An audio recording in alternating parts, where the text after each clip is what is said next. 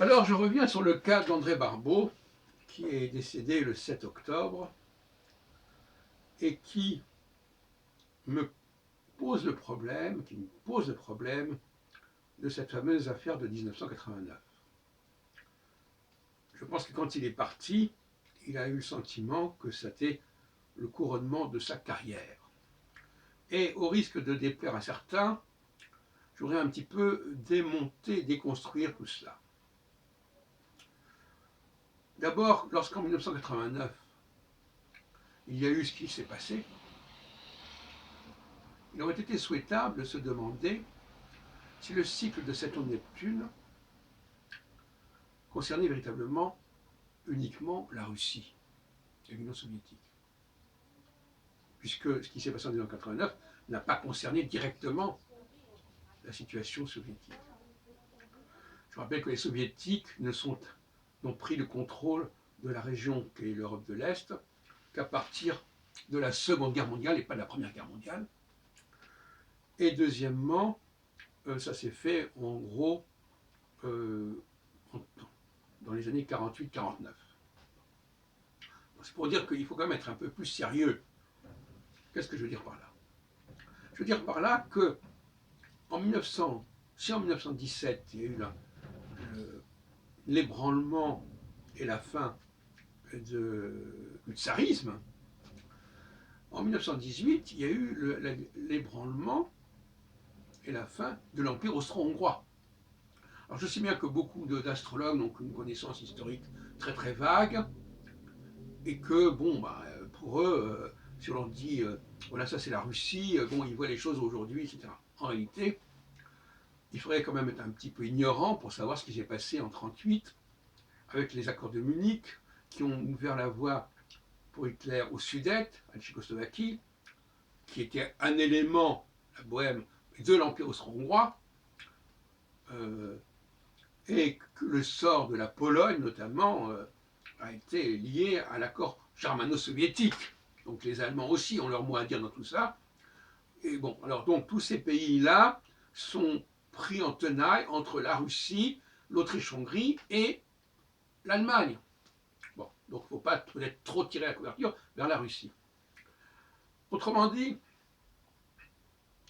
je veux en venir là, que la fameuse conjonction Saturne-Neptune, elle pourrait très bien expliquer aussi bien la fin de l'Empire austro-hongrois, qui date de novembre de 1918. Hein? Alors, la conjonction elle-même, elle peut très bien englober aussi bien dans le temps la Révolution d'octobre qu'un an plus tard la fin de l'Empire austro-hongrois et l'exil par la suite du dernier empereur. Bon. Donc, soyons sérieux. Normalement, les astrologues sérieux auraient dû se dire, voilà, attendez, il s'est passé quelque chose en 1989 avec la conjonction Saturne-Neptune, mais ça a fait, est-ce que ça n'aurait pas concerné plutôt le destin, si on doit être dans la localisation, le destin de l'Europe centrale et orientale? Il faut quand même savoir. Bon. Et effectivement, cette Europe centrale orientale, elle a connu une histoire extrêmement compliquée, puisque après le démantèlement de l'Empire, eh bien, il y a eu 20 ans plus tard les accords de Munich, et puis tout ça s'est tombé sous la tutelle des Allemands, pas des Soviétiques. Les Soviétiques n'ont fait que reprendre ce que les Allemands avaient acquis, avaient constitué. Donc ce n'est pas très sérieux. Je dirais que, de toute façon, quelle que soit la valeur de ces configurations, Saturne, Neptune, etc., sur lequel je ne voudrais pas entrer, parce que vous connaissez mon avis là-dessus, en toute cette cause, il est malhonnête de voir dans cette année 1989, avec la chute du mur de Berlin et puis de l'ensemble de démocratie populaire, quelque chose qui a un rapport exclusif avec l'Union soviétique. Absolument pas. Et d'ailleurs, depuis la chute du mur de Berlin, tous ces gens-là, ils ne sont pas allés vers l'Union soviétique, ils sont allés vers l'Europe occidentale, à commencer par l'Allemagne de l'Est. Alors, si vous voulez, ça me fait penser quand on transpose ça au niveau de la consultation astrologique classique, n'est-ce pas cette façon un petit peu comme ça de s'arranger avec la réalité, avec la vérité, en disant oui, mais finalement, bon, alors on est là en face d'une situation extrêmement ambiguë, justement. Est-ce que c'est l'Autriche-Hongrie? Est-ce que c'est la Russie? Est-ce que c'est l'Allemagne?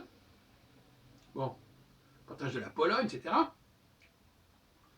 Et dans le domaine de la consultation astrologique ordinaire, ce genre de situation, ce genre de cas de figure est certainement extrêmement courant.